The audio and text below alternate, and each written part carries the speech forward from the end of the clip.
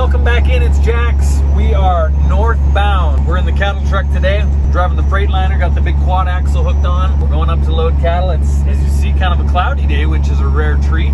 Listen, today's video is gonna be one of those that it's not one you're gonna watch and be like, man, this is really great and happy and good. And to be honest with you, what we're going to do is something that makes me sad. I hate to see it. It's something that we're all going through, and this is the first time that I've really been this up close and personal with a legitimate drought disaster situation. So there's a rancher up here up north. He's about 2 hours north of us, and he's completely run out of grass. He's got a little bit of hay left. He's been feeding his cows, but he's having to what we call disperse his cow herd. A dispersion is when you get rid of everything. A reduction is when you get rid of a few. A dispersal is when you literally, and I mean that, sell out of the cattle business. The way you know that it's serious is when they tell you that you're hauling the mama cows, you're hauling the calves, and you're also hauling the bulls. And when you hear that you're hauling the bulls, that's always the true sign that these guys are getting rid of everything. Because if you're just reducing a few, you don't get rid of your bulls. You keep all your bull power. But when you get the call needing 4 trucks and they tell you that you're loading X amount of pairs, meaning a mother and a calf, and the bulls are going as well, the entire herd's going away. And it's 100% because of this drought. Now, we've been hauling cattle some throughout the summer, which is rare. We hardly ever haul any cattle in the summer, and we've been staying steady, been hauling a load or two a week. But that's been out of the sale barn. We haven't been going to somebody's ranch to load cattle. It's been all out of the sale barn. At the sale barn, buyers can piece together 1 or 2 at a time and come up with a load. That's commonplace throughout the year. To go to somebody's ranch and haul away all their cattle, it's tough, because this guy doesn't want to be out of the business. He doesn't want to sell everything. He's not selling out because he's moving on to something else. He's selling out because he cannot keep his cattle. We're going to get up there about noon. I think they're going to already have the cattle worked. The vet had to come out and identify the cattle to make sure they were all proper and well and good to transfer to Nebraska. It's going to be at about a 1,000-mile trip, which means we got baby calves on, we got mama cows. They're going to be stressed out. Thankfully, it's going to be a cool day today. We'll drive straight through the night, and we'll get to eastern Nebraska tomorrow, hopefully by lunchtime. You can see firsthand what's going on and what these guys are experiencing. As I said, we're going to get there. They should have the cows and calves pretty well ready to go. So we'll roll in with our 4 trucks, and we will load, and we'll convoy east and get these cows to a place where at least they're going to have a new home and they have some greener pastures, so to speak.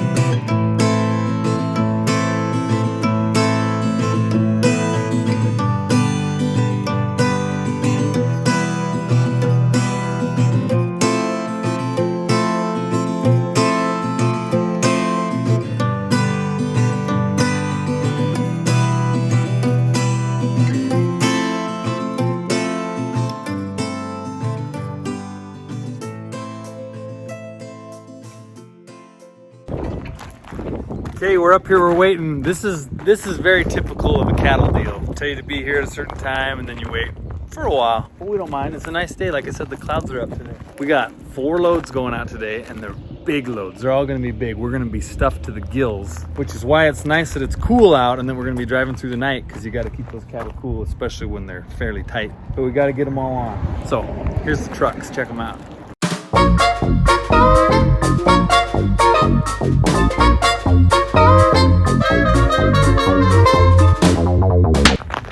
Okay, I'm gonna introduce you to the crew.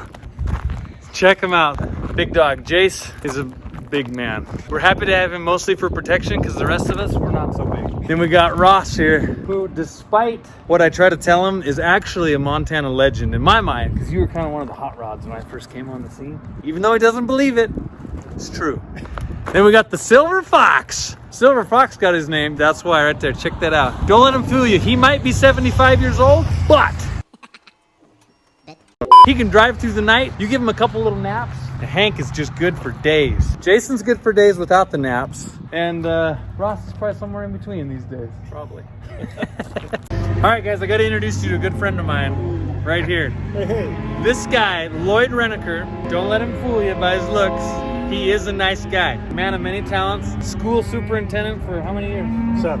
7 years. 3 years retired. Administrator, cattle buyer, man of many talents. Very fun to be around. We do some other work together with some benefit auctions and stuff. Lloyd has given me a lot of loads of cattle over the years, so I always try to do anything possible to stay in his good graces. So far, It's a good plan. It's good working out good for you. So far, so good.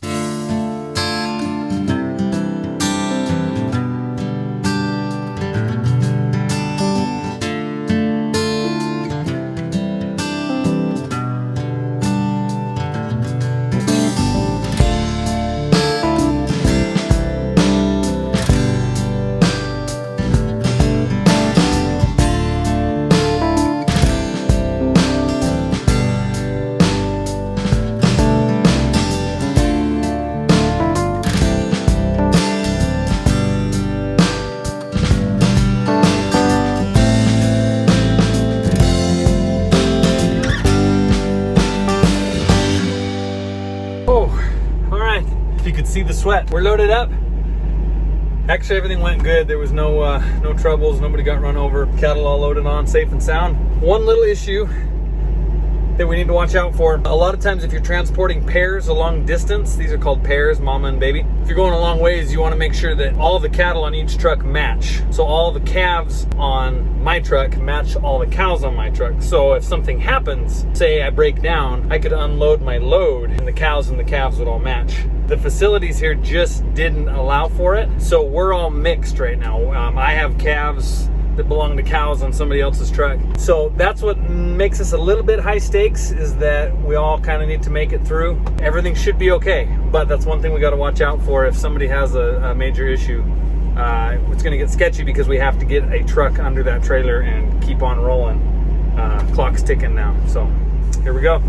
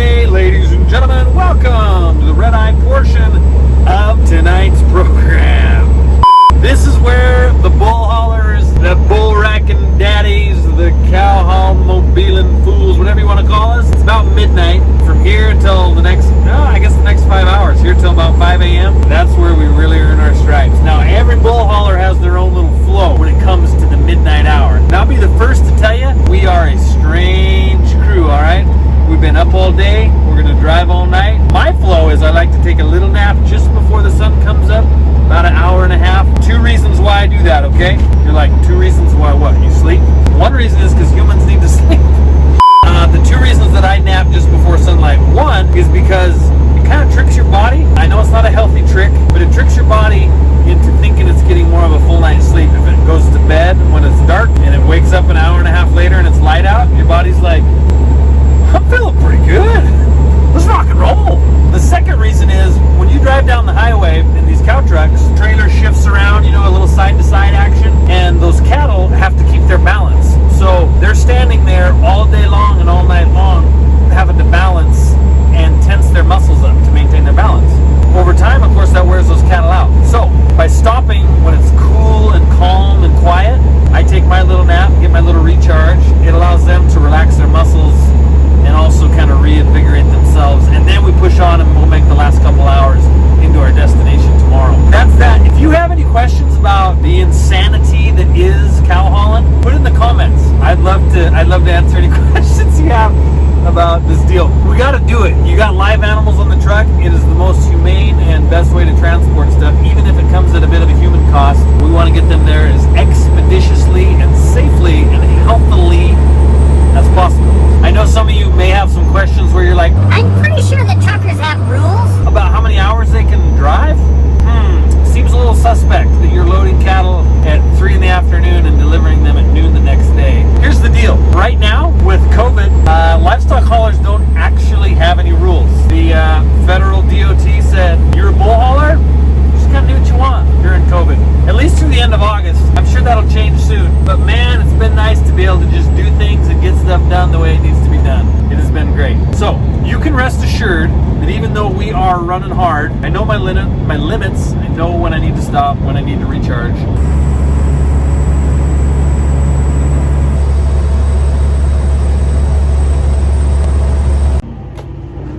Just making our check. Right there. That's what you gotta. Ah. Woo. I just about got whizzed on. Just right on my leg. That's what you gotta watch out for. These cows. You can be walking along here just checking on your load. All of a sudden, rain from the sky. Everything's looking good. Everything's looking good. It's about 1:30. We're getting ready to head her south here. Down to Nebraskaville.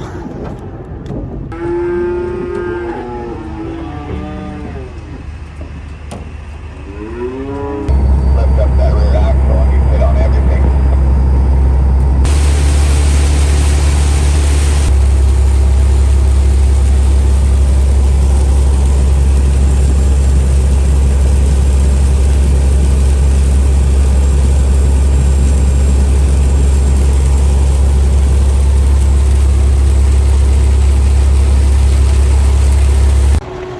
So you guys gotta understand, like in the season, we're like really good, like woo, woo, you know, like rock through the night, 5,000 miles, 6,000 miles. But we're not really in the season, as you can tell.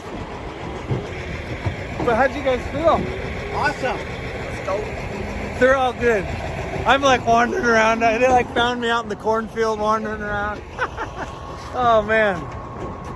Whew. So we've got, everything looks good. Everybody got a rest. We've got like 90 miles to get into the lot, but we're about 4 hours ahead of where we thought we'd be. So I'm gonna call it a smashing success for some old boys who are not in the seasonal swing of things.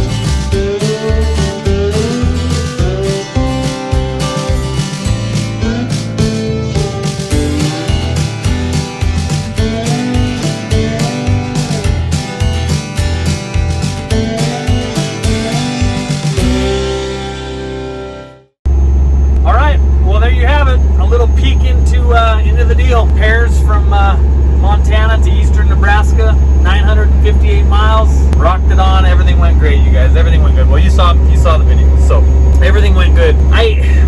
I've got to say, it just dawned on me today. I just want to share this last thing with you. I just realizing things that I've never experienced before in my young ag life.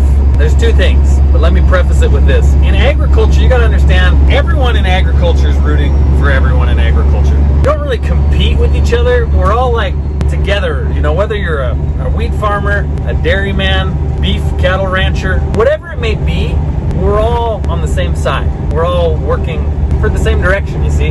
And it dawned on me as I was driving this last stretch in this morning that this drought situation is causing an unintentional rift in the ag community. And it's not like a conniving rift. It's not people taking advantage of other people. It's just a product of the situation. Here's what it is. There's two things that I noticed, okay? One, let's use these cattle for an example real quick. This guy out here sold all his cattle. He has no way to create an income anymore. He sold his income engine, which was these cattle. They're gone. He had to sell them at a steep discount because there's no market in Montana for cattle. Nobody has anything to feed them. So he had to sell them cheap. Somebody out here in Nebraska buys them at a great discount. They've got a heck of an opportunity to make a lot of money off these cattle out here. So this guy's demise creates an amazing opportunity for this guy. And like I say, it's not wrong. It's just what it is. I mean, thankfully these guys out here have a place to take the cattle. Otherwise, the calves would have had to be pulled off, and the cows would have gone to slaughter because there's just nothing to do with them. The other example that I've seen lately is the hay prices in Montana. You've seen what's going on. This isn't just Montana, but it's really extreme. So I'll use Montana as an example. You've seen what's going on in my other videos with the drought. Hay is up to $250 a ton. They're looking at $100 a ton for straw. These prices are unbelievable. They're like a 90% increase over previous high, nice prices. There's people buying it. It just blows my mind that they will do that because they're automatically at a loss. So you have hay producers on one side producing and getting more money than they've ever dreamed of and beyond. You have people over here that are losing so much, and then some that are, despite those losses, still trying to buy this hay so they can get through to the next year. So again, you have somebody in agriculture making an unbelievable profit off of a disaster situation. And again, I don't want you to get the idea that I'm saying this is wrong for these guys to buy these cattle. This is wrong for these guys to be selling hay. It's not wrong. It's just the situation. My Uncle JT used to always say, "What it is, Jackie Brown? What it is, JB?" That's what he called me, Jackie Brown or JB. And I realized what he meant. It is what it is. That saying has never been more true than right now. You guys have had a great time sharing this with you. Please, if you have any questions, anything you want to know, put it in the comments. I'm right now I'm really good at interacting with you and answering those questions and conversing with you. So do that. I got to stop off here. I got to put some fuel on, and then we're going to burn it back to Montana and see what other kind of treasures await. I think we got a couple of music shows this weekend. So anyway, you guys are great. Stick with it, and we'll catch you on the next round.